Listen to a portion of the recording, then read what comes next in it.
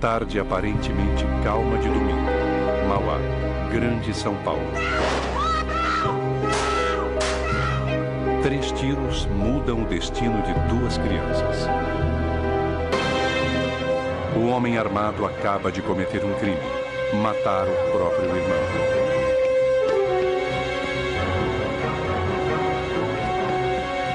Ele passou por mim e falou assim: eu matei um infeliz. As crianças olham o tio sem saber que ele assassinou o pai delas há poucos instantes. Ele saiu do portão. Aí ele apareceu com a roupa cheia de sangue. Aí eu peguei e saí correndo. A mãe dos 2 homens sofre por ter visto um filho matar o outro. Eu tenho muito sentimento de saber que meu filho morreu. E eu perdi 2, porque morreu e o outro porque eu não quero ver ele mais.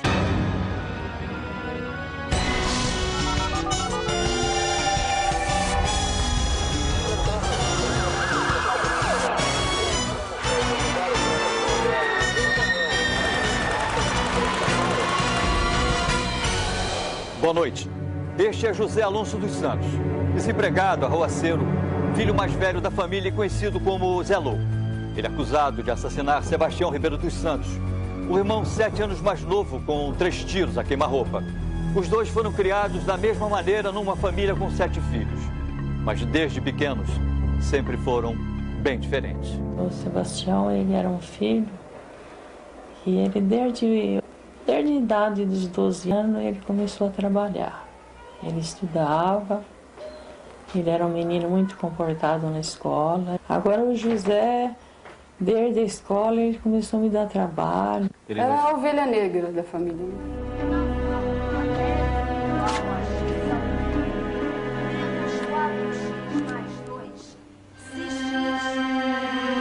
José Alonso só tem 13 anos quando agride e ameaça a professora de morte.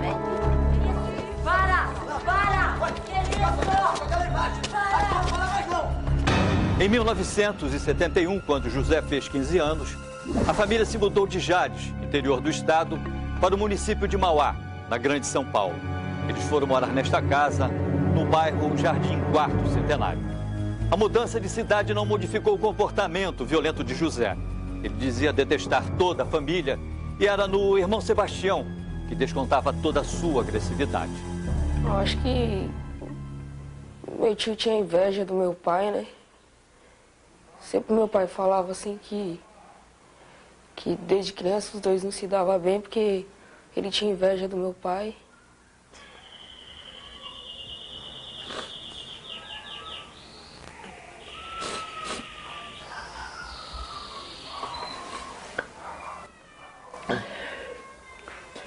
Sempre ruim. Ruim para vizinho, ruim para os colegas, encrencado com todo mundo. Quando completou 18 anos, José começou a beber. Os conflitos com a família ficaram então cada vez mais frequentes.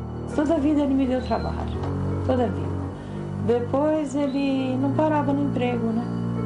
Daí ele trabalhava 8 meses, era o máximo. O serviço dele era assim, era temporário. Ele pegava um serviço no interior ou em cidades fora, né? Enquanto ele estava fora, a gente tinha sossego. Quando ele voltava, com aquele pouco de dinheiro que ele tinha, já fazia aquele inferno. Enquanto não terminava o dinheiro, ele estava sempre bebendo. O dinheiro dele nunca foi para ajudar em casa, só foi pagar a dívida em bar. 1974. O programa preferido de José é beber no bar com os amigos. Tudo que parecesse, que fosse de beber, não fosse veneno, ele bebia de tudo.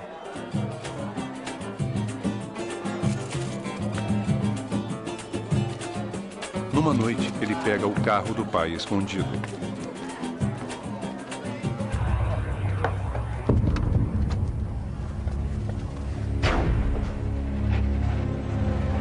Bêbado, José correu pelas ruas da cidade e destruiu o carro do pai num acidente. O conserto do carro foi quase o mesmo preço do que ele tinha pagado no carro. Meu marido mandou consertar. Além de bêbado, ele usava droga. Chegava doidão, drogado. Sempre, sempre.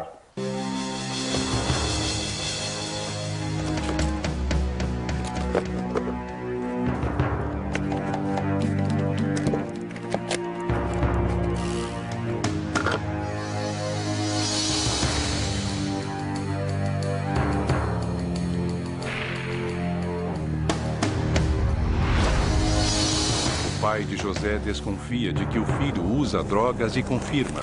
Ele encontra dentro de casa um pacote de maconha.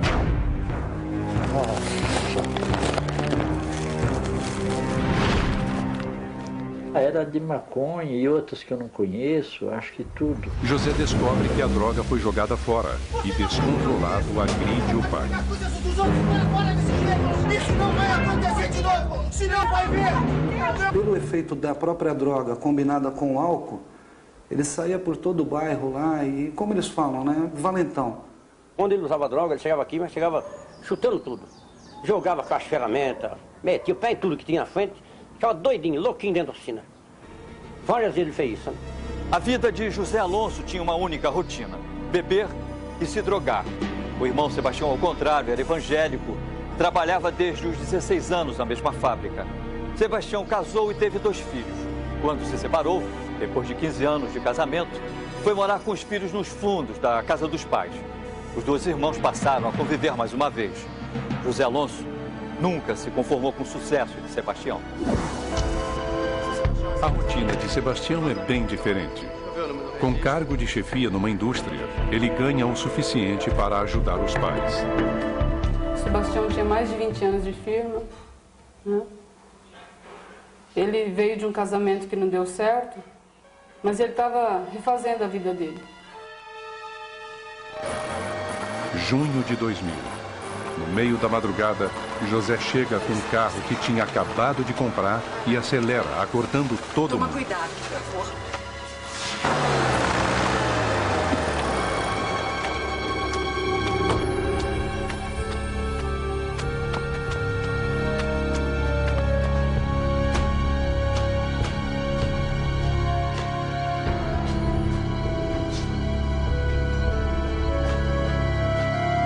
Bêbado, José fica irritado com a demora do pai em abrir a porta.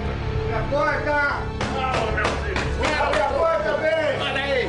Abre a porta! O pai dele, como já está idoso, demorava um pouco a levantar da cama, né? Ô, bêbado! Que é isso? O que você quer? Sai da minha frente! Sai você!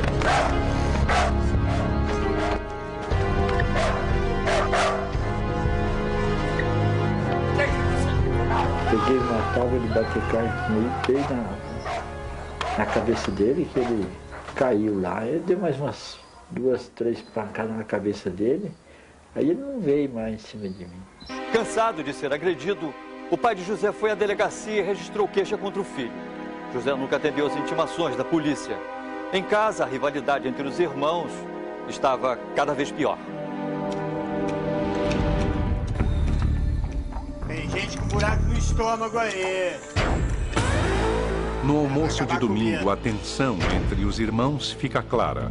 Mas Sebastião evita o confronto. Ele não quer discutir na frente dos pais. Como Sebastião evitava as brigas, José criou uma nova maneira de provocar o irmão. Passou a agredir verbalmente o sobrinho filho do irmão, um adolescente de apenas 15 anos. Falando que ia ser ladrão, que eu não tinha pai, não tinha mãe. Aconselhado pela avó, o filho de Sebastião não contava nada para o pai e aguentou calado as ofensas de José. Humildes e honestos, os pais de José não sabiam o que fazer para acabar com as atitudes violentas do filho arruaceiro. Em junho do ano passado, Sebastião se revoltou com a maneira como José tratava os pais. Os dois tiveram então uma discussão muito séria. Puxa saco! Mas eu não sou puxa-saco! Você é um puxa-saco! Você é de limites! Você que passou de limites quando saiu daqui! Sebastião, mais uma vez, não quer brigar na frente da mãe e marca um encontro para acertar as diferenças José. Eu resolvi isso lá fora, hein? No dia do encontro, José não aparece. Mas ele tem outros planos para se vingar de Sebastião.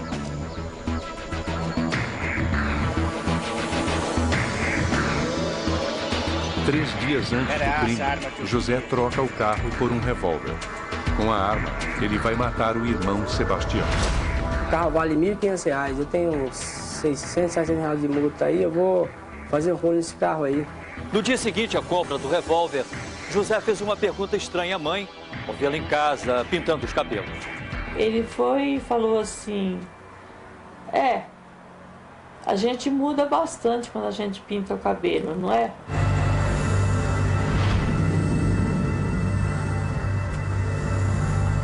No mesmo dia, José muda de aparência. Corta o cabelo, barba e bigode. Segundo a família, começa uma operação de disfarce. Esta é uma foto de José Alonso, poucos dias antes do crime. E esta é a foto de como ele estava quando matou. Domingo, 26 de agosto do ano passado, dia do crime. Meu filho, por que você não senta e não toma café Sebastião direito? sai cedo para jogar futebol com os amigos e diz que volta mais tarde para buscar os filhos. Meio-dia. José sai de casa e vai para o bar, como costuma fazer todos os dias.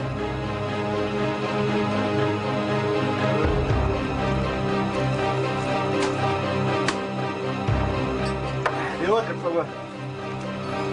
Logo depois, José volta para casa. Segundo a família, ele chega bêbado e drogado.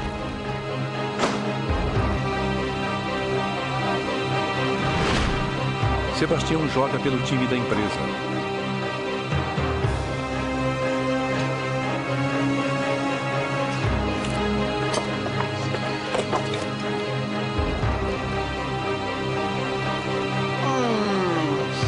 Ladrãozinho! Ao ver os filhos de Sebastião, José começa a provocar. Chama o menino de ladrão e avisa. E ele falou assim, hoje vai ser o dia. Hoje, eu e teu pai, nós vamos ter uma confusão entre os dois. José passa todo o almoço maltratando o filho de Sebastião. O menino não aguenta mais tanta humilhação e resolve tomar uma providência. Ligar para o celular do pai e contar tudo. Mas a avó convence o neto a desistir do telefonema.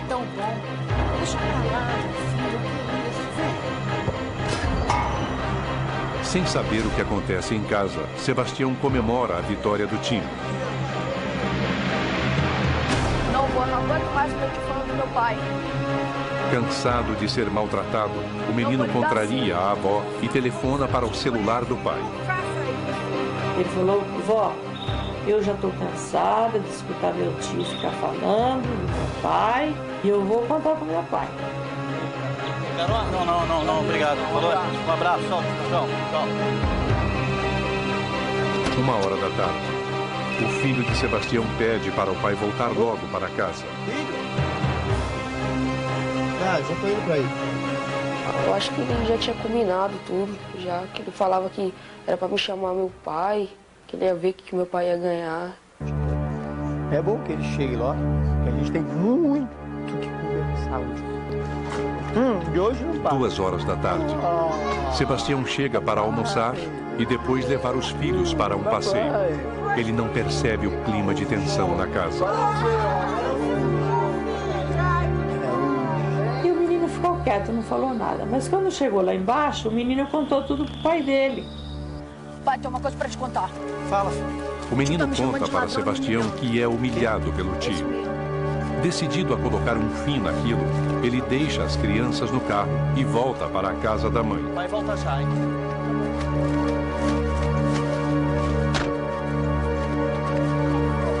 Nisso, o Sebastião falou assim, não mãe, eu vou ter uma conversa com ele. Aí ele começou a xingar lá dentro. Ah, eu quero isso mesmo, hoje eu vou dar um fim em você, porque hoje vai ser dia, hoje vai acabar a conversa nossa, nós somos irmãos, eu não quero ter briga com você, Ele falou, mas hoje eu quero brigar. Aí o José levantou e foi em cima do Sebastião. Quer puxar saco? Sebastião dá a briga por encerrada, mas para José está apenas começando. Ele ataca o irmão. Daqui a pouco, João está decidido, ele vai matar o irmão. E também, um jovem aparentemente normal comete 2 crimes bárbaros em Santa Catarina. O primeiro tiro atinge Sebastião no peito. Ao ver o irmão caído, indefeso no chão, José ainda atira mais 2 vezes. Depois ameaça a mãe com a mesma arma que matou o irmão. Em seguida, diz no ouvido do irmão: "Eu fiz o que eu queria", e foge.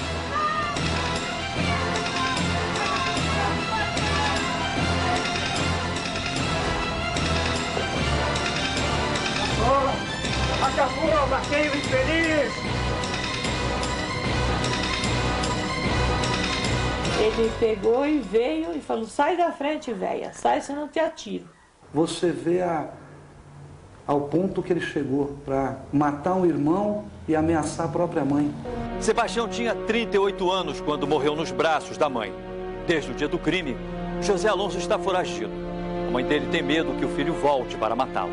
Eu tenho medo dele, tenho remorso. Eu tenho medo dele ser preso e ele escapar da prisão, ou se não o juiz liberar, e ele vir me matar. Eu tenho medo dele. Claro, se fosse hoje seria meu prazer. Amanhã, o mais breve possível, ter uma notícia que ele tivesse preso.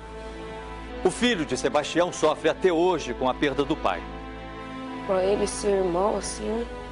Tirar a vida do próprio irmão, acho que não tem coração. Não. Na verdade, eu perdi 2 irmãos, né? Um tá debaixo da terra e o outro, só Deus sabe onde tá. Ele tem que pagar porque ele fez. Como que pode um irmão matar o outro? Não pode, não dá pra aceitar. E o senhor, como pai, assim, qual o sentimento que o senhor tem de ver um filho matar um outro?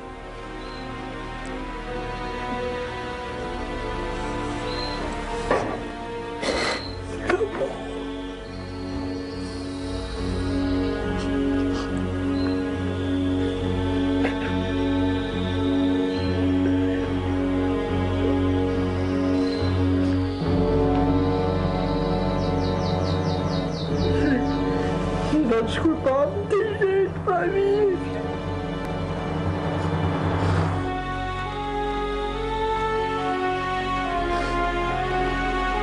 Se você tem alguma informação que possa levar à prisão de José Alonso dos Santos, 45 anos, ligue para a linha direta, Rio de Janeiro 2547-9040.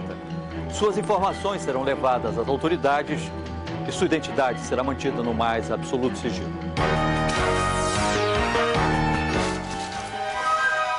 Tarde de 25 de outubro de 1996. Um homem sai do meio do matagal.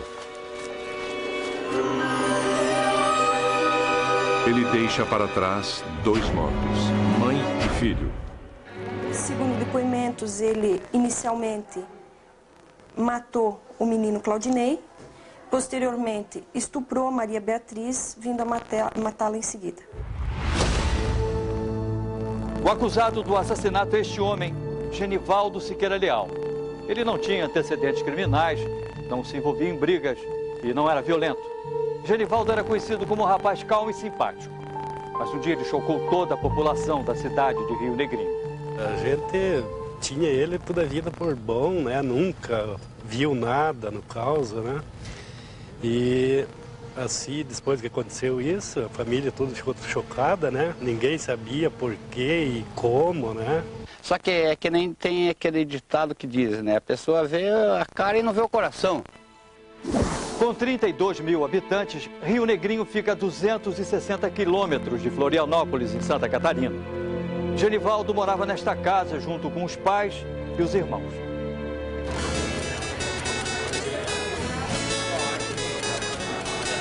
O pai de Genivaldo tem um bar onde ele gosta de se reunir com os amigos. Todo fim de semana é ele quem dá o tom da festa.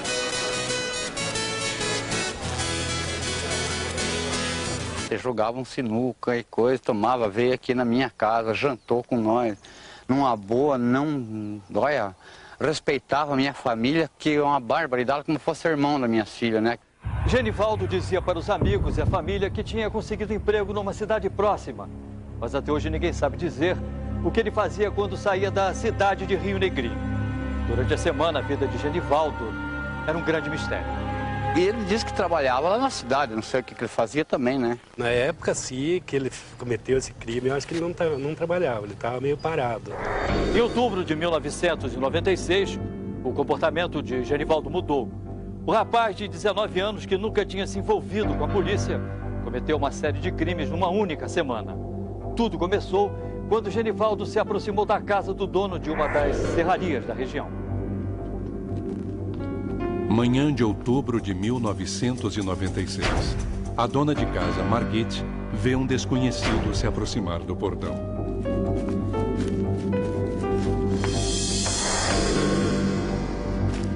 Ele surgiu ali do mato e ficou parado aqui no muro. O estranho pede para acampar e pescar no terreno. Sozinha, com um filho pequeno, Margit diz a ele para procurar o sogro dela. O estranho é Genivaldo. E ele perguntou onde que estava o meu sogro. Eu mostrei que era na serraria, lá para baixo. Eu retornei para dentro de casa, com o meu menino, com o Lucas aqui para dentro. Lucas!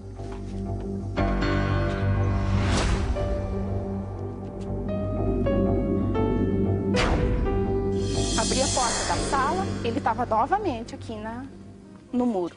Ele disse que ele estava encalhado.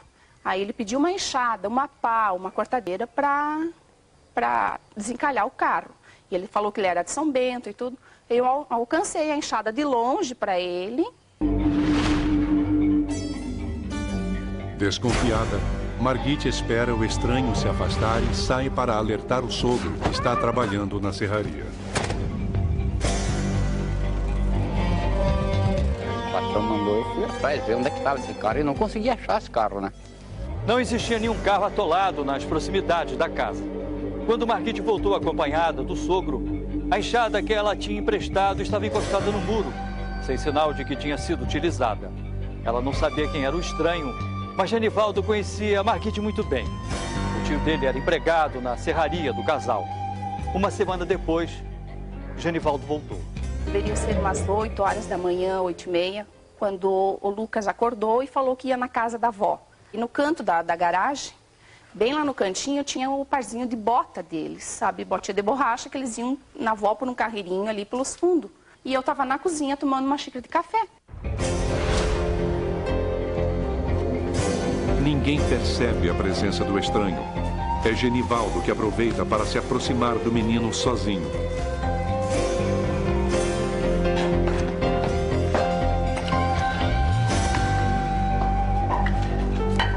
Com um golpe, Genivaldo tenta calar o menino. Assustado, ele reage. Genivaldo não consegue controlar o menino e foge antes de Margit chegar. Mas ele deixa pistas. Que eu corri aqui para ver ele estava com as mãozinhas encostadas assim na parede, chorando, rolava as lágrimas dele. Ele dizia, mãe, o titio estava aqui, ponhou a mão na minha boca. A hora que ele falou isso, eu me virei para a soleira do churrasqueiro.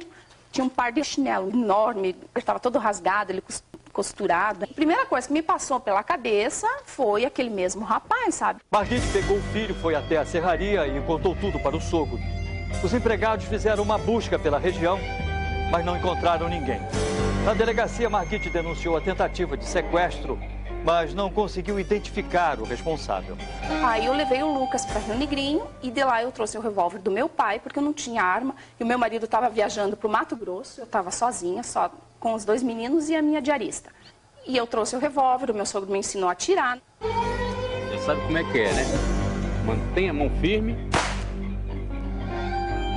Mais para baixo um pouquinho.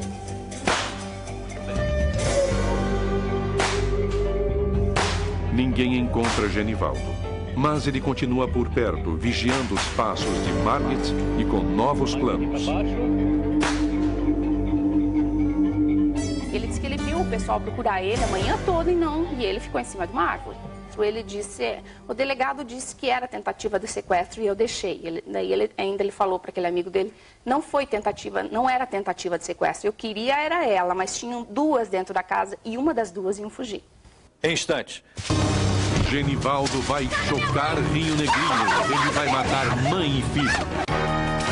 E ainda, este homem é acusado de engravidar a enteada de apenas 11 anos e tentar matar a ex-mulher. Da tentativa de sequestro, Genivaldo foi até a mercearia da cidade. Ele era conhecido de todos no local, mas isso não o impediu de voltar a atacar. As simulações que você vai ver a seguir são baseadas nas investigações da polícia e nos depoimentos das vítimas. Ele chegou, pediu uma cerveja, servi ele ali, daí ele ficou tomando cerveja, pediu uma carteira de cigarro, servi. 3 da tarde. Como costuma fazer, Genivaldo vai até a mercearia beber uma cerveja e comprar comida.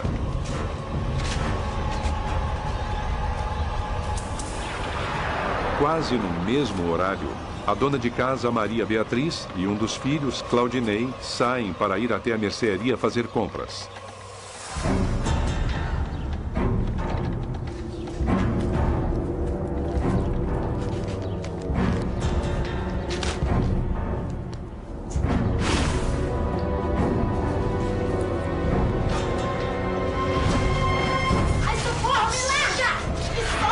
Quando voltei de lá, coloquei o pacotinho de feijão aqui em cima do balcão. Percebi que tinha alguém atrás de mim, que eu me virei um pouquinho assim. Ele me agarrou com a mão aqui na blusa, com uma faca na frente do meu pescoço e me agarrou. Aí eu fui lutando com ele para ele desgarrar de mim.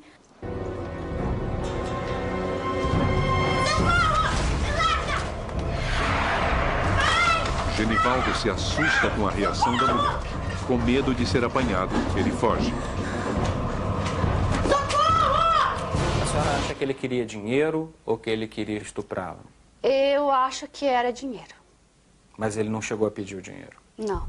Genivaldo fugiu pelo mesmo caminho que a dona de casa, Maria Beatriz, de 28 anos, seguiu com o filho Claudinei para ir até a mercearia. Depois de correr 3 quilômetros, Genivaldo ficou frente a frente com as outras vítimas. Ainda descontrolado, Genivaldo dá um soco tão forte em Maria Beatriz que ela cai. O menino, de apenas 11 anos, não tem como reagir. Minha mãe! Saia!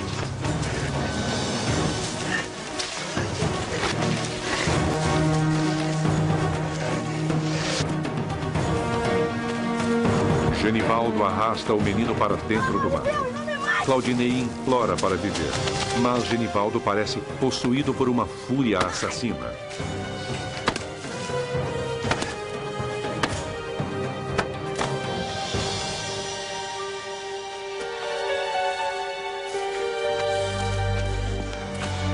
Mais ou menos nessa região, onde tem esses pinos ali, aqui para baixo, aqui a gente encontrou o corpo do menino.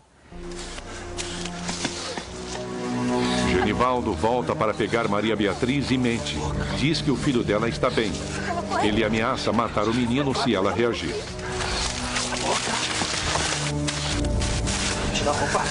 Tira! Para proteger o filho, Maria Beatriz se submete ao estupro. Larga, por favor, larga!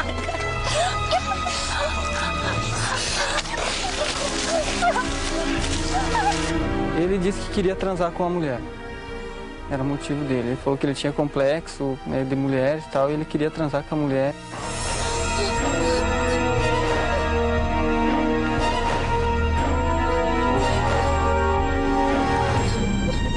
Depois do estupro, Maria Beatriz é assassinada a pauladas e estrangulada com a própria calça que vestia.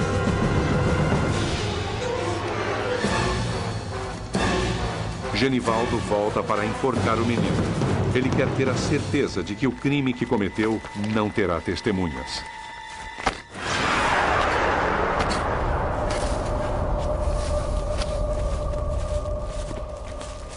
Diz que matou com a blusa dele mesmo. Coitado, piá, com 12 anos.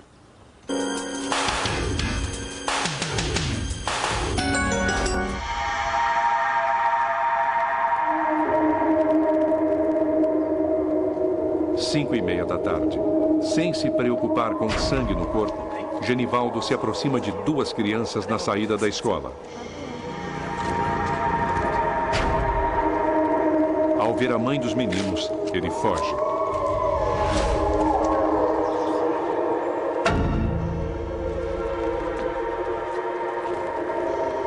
Eu perguntei para eles, assim, que quando eles saíram da escola não tinha ninguém, eles surgiu do nada, sabe? Quando eles viram, ele estava já atrás deles, né?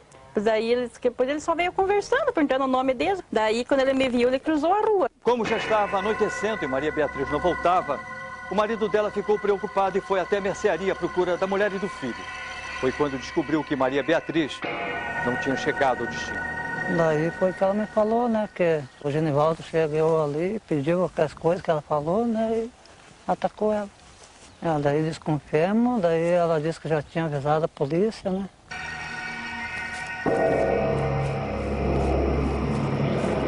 O marido de Maria Beatriz resolve procurar sozinho pela mulher e pelo filho.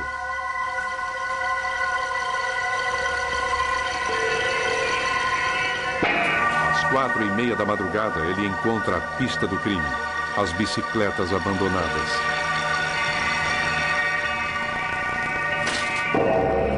Eu já pensei que tinha acontecido alguma coisa, né, porque ele tentou matar aqui a dona Helena. Eu já desconfiei. No outro dia cedo nós fomos para a delegacia. Só que a polícia já está sabendo. Né?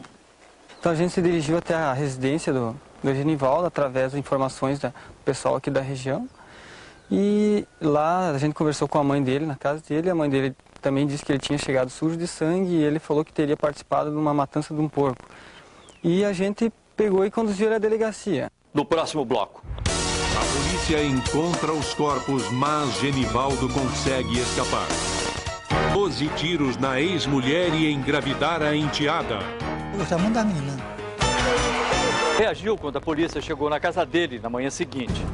Na delegacia ele confessou os crimes e com tranquilidade ainda colaborou nas investigações.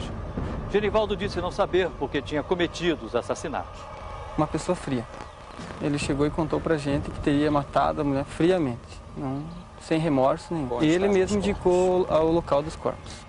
1 ano e 3 meses depois de ser preso, Genivaldo fugiu da prisão. Ele cerrou a grade do pátio interno da cadeia de Rio Negrinho, pulou o muro e escapou. Ele tinha que mostrar uma aparência de um bom comportamento. Ele tinha que enganar os amigos e a própria família. Cometer essa atrocidade, né? Isso deu um alívio que ele tinha para esconder, ele escondeu anteriormente. Chocada e com vergonha do crime cometido por Genivaldo, a família dele se mudou da cidade de Rio Negrinho.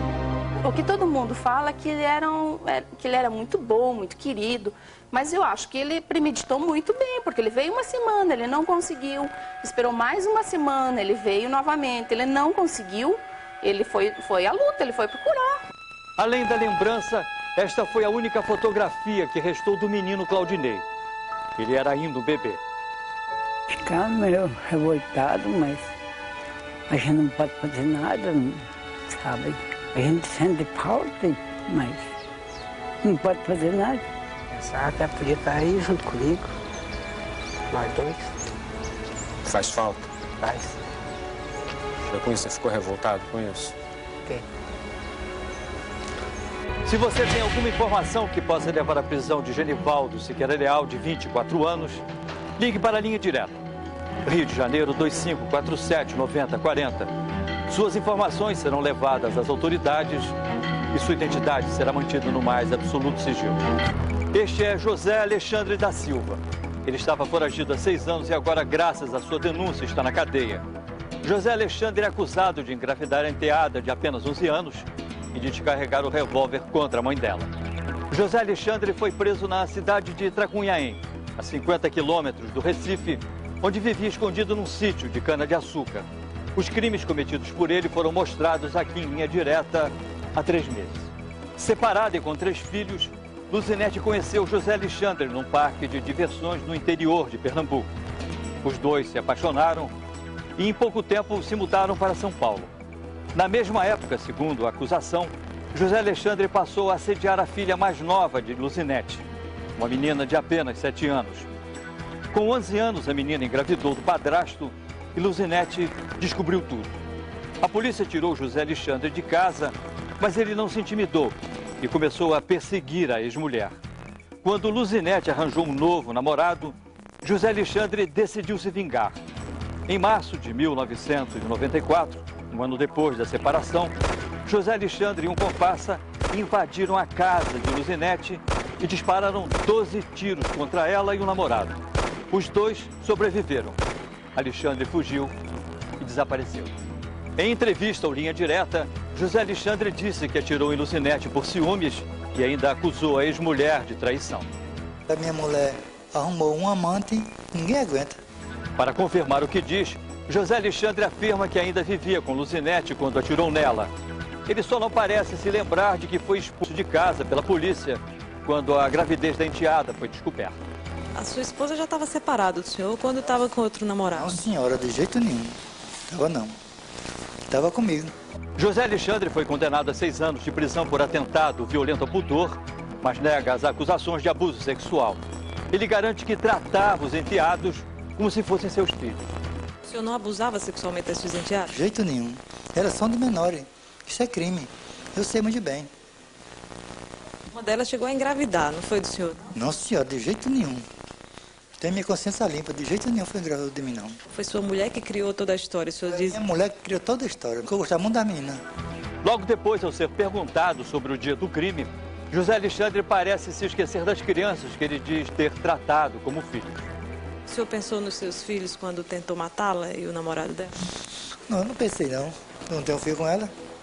Não criava os meninos como se fossem seus filhos? Minha irmã, a raiva não deu para ver, não. Apesar de confessar as tentativas de assassinato, José Alexandre se considera injustiçado. Estou aqui, estou sossegado. Não devo nada. Como é que está a sua consciência? Ah, está limpa. Por que o senhor está chorando? Eu estou muito emocionado. Por que tem um negócio desse aqui?